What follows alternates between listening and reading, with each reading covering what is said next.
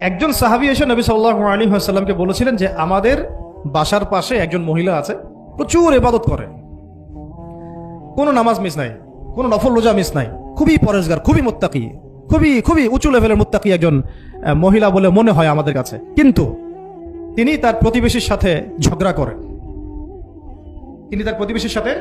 ঝগড়া করেন, এবং বাজে ল্যাঙ্গুয়েজ ইউজ করেন।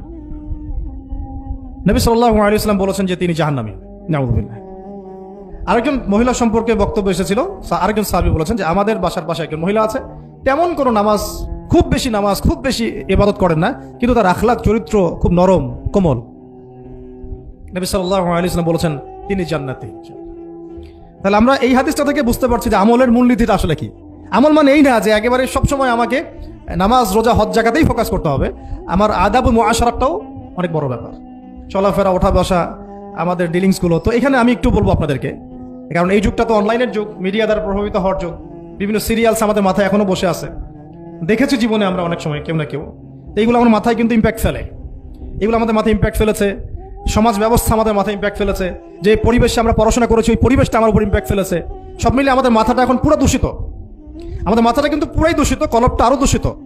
এইখানে যে বিষয়গুলো ফোকাস করা দরকার, যে পিতা মাতার সাথে একদম কোমল হয়ে যান, ছেড়ে দেন, নিজের অধিকারে না আসলেও ছেড়ে দেন, পিতা মাতার সাথে কোমল হয়ে যান। পিতা এবং মাতা আপনার জান্নাত জাহান্নামের মাধ্যম।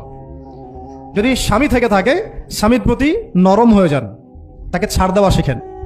সবচেয়ে বড় কথা, তাকে মহব্বত করা তো অবশ্যই জরুরি, মহব্বতের চাইতেও বেশি জরুরি স্বামীকে বিশ্বাস করা এবং তাকে সম্মান করা। এমন কোনো কথা এবং কাজ না করা যেটা স্বামীর গায়রত বা ব্যক্তিত্বে আঘাত করে। আমি পয়েন্টটা হয়তো বোঝাতে সক্ষম হয়েছি। ভালোবাসা অনেক গুরুত্বপূর্ণ বিষয়, ঠিক আছে, কিন্তু ভালোবাসা শুধুমাত্র একমাত্র গুরুত্বপূর্ণ বিষয় নয়। আরো গুরুত্বপূর্ণ বিষয় হচ্ছে বিশ্বাস, সম্মান এবং আনুগত্য। বিশ্বাস, সম্মান এবং আনুগত্য। এখন বলতে পারেন যে আমার স্বামী আমাকে অন্যায় কাজে আদেশ করলে কি আমি আনুগত্য করব? কখনোই না।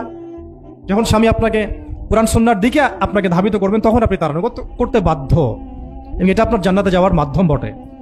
এই হাদিসটা খুব ভালো করে মনে রাখতে হবে যে এই পৃথিবীতে কেউই আল্লাহ পাকের পরে সিজদা পাওয়ার যোগ্য না। এমনকি নবীদেরকেও আল্লাহ পাক সিজদা করতে বলেন নাই, কিন্তু সেই নবী আমাদেরকে কিন্তু বলেছিলেন যে যদি আল্লাহ পরে কাউকে আমি সিজদা করতে বলতাম, তাহলে আমি স্বামীদেরকে সিজদা করতে বলতাম। এটাকে তসলিমা নাসরিন স্টাইলে বুঝলে হবে না। ওরা এটাকে এভাবে নিবে যে ইসলাম মেয়েদেরকে দাসত্বের শৃঙ্খলা আবদ্ধ করতে চাচ্ছে, হ্যাঁ, আত্মস্বাধীনতা দিবে না ইত্যাদি। আমরা দেখবো পরকালে আমি জান্নাতে যেতে পারছি কিনা। আল্লাহ পাকের হুকুমের চাইতে আমার কাছে কোনো যুক্তি বড় নয়। আল্লাহ পাকের হুকুমের চাইতে আমার কাছে কোনো যুক্তি, বিজ্ঞান, প্রযুক্তি এগুলো বড় মানদণ্ড নয়। শুধুমাত্র স্বামীর আনুগত্য, বিশ্বাস, সম্মানের বদৌলতে দেখা যায় যে পুরোটা জীবন এই বেচারা আপনার জন্য ঢেলে দিবেন ইনশাআল্লাহ। আর এই জায়গায় যদি দেখা যায় ঘাটতি থাকে, তখন কোনো কোনো ক্ষেত্রে ভালোবাসা যথেষ্ট হয়ে ওঠে না। এবং আপনারা জানেন এই শহরে ডিভোর্সের সংখ্যা দিন দিন বাড়ছে। কেন? এইগুলো মেজর কারণ আছে। হ্যাঁ, আমি বলছি না যে সব ছেলেই একেবারে পারফেক্ট, কখনোই না। ছেলেরাও যেমন সাহাবী না, মেয়েরাও সেরকম মহিলা সাহাবী না। কিন্তু সবর, আনুগত্য, নরম কোমলতার কোনো বিকল্প নাই।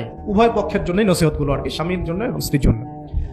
আরেকটা বিষয় হচ্ছে যে স্বামীর পরিবার নিয়ে খোঁটা না দেওয়া, স্বামীর যে বাবা মা ভাই বোন এই ব্যাপারগুলো নিয়ে খোঁটা দেওয়া না দেওয়া বা খোঁচাখুচি না করা, এবং তার যে অবদান আপনার প্রতি এটাকে অস্বীকার না করা, কুফরি না করা। একটা হাদিসের মধ্যে নবী সাল্লাল্লাহু আলাইহি ওয়াসাল্লাম কিন্তু বলেছেন যে বেশিরভাগ নারীর জাহান্নামে যাওয়ার কারণ কি? সাহাবীরা জিজ্ঞাসা করেছিলেন, তিনি বলেছেন তারা কুফরি করে। কি কুফরি করে? তারা কি আল্লাহর সাথে কুফরি করে? নবীজি বলেছেন না, বরং তারা সারা জীবন স্বামীর যে দিয়ে যাওয়া যে স্যাক্রিফাইস বা অধিকার, এটাকে হঠাৎ করে অস্বীকার করে বসে, হঠাৎ কোনো একদিন অস্বীকার করে বসে। এটার কারণে দেখা যায় আল্লাহ পাক নারাজ হয়ে যান। আল্লাহ রাব্বুল আলামিন তো একজন ব্যভিচারী নারীকেও জান্নাত দিয়েছেন মাত্র কুকুরকে পানি পান করানোর কারণে। আবার একজন নারীকে বিড়াল বেঁধে রেখে কষ্ট দেওয়ার কারণে জাহান্নামে দিয়েছেন। তো জবান এমনই একটা কঠিন জিনিস, যেটাকে নিয়ন্ত্রণে না রাখলে আমাদের জন্য ক্ষতি হবে। আল্লাহ পাক আমাকে আপনাদের সবাইকে জবান হেফাজতে রাখার তৌফিক দান করে দেন।